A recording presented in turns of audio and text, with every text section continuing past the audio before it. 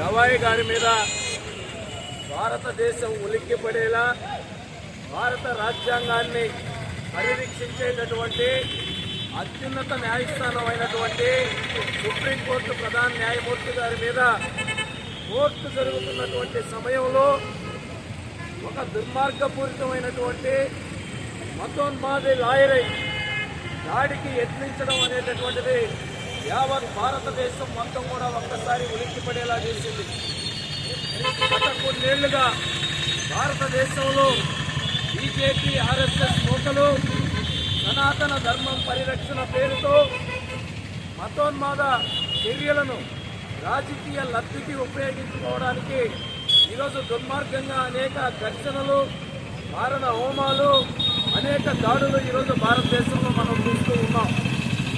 గుజరాత్ మారణ హోమం కానీ, మణిపూర్లో జరిగినటువంటి మారణ హోమం కానీ, అనేక ప్రాంతాల్లో మైనార్టీల మీద చేసుకున్నటువంటి మారణ హోమాలు మనందరం కూడా చూస్తున్నాం.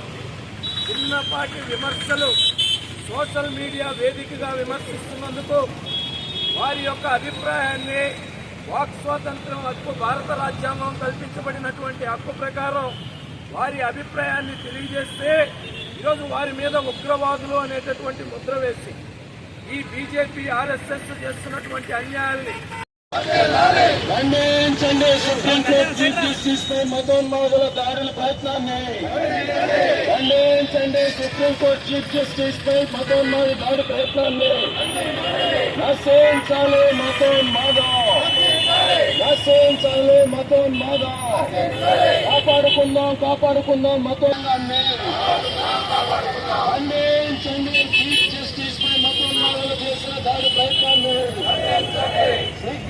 సిగ్గు భారత రాజ్యాంగంపై మతోన్మాదుల దాడికి పూనుకునడం భారత communist party marks communist party నగర కమిటీ సభ్యులు ముందుకు రండి. లక్ష్య ముందుకు కానీ ముందు వైపుకి పార్టీ నగర కమిటీ సభ్యులు ముందుకు రావాల్సిందిగా విజ్ఞప్తి చేస్తున్నాం.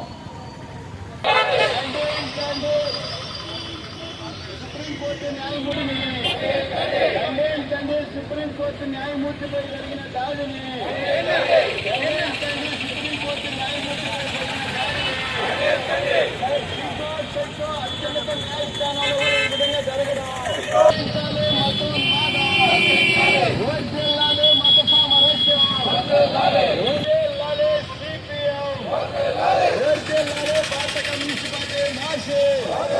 ఖండించండి. సుప్రీంకోర్టు న్యాయమూర్తిపై జరిగిన దాడిని ఖండించండి.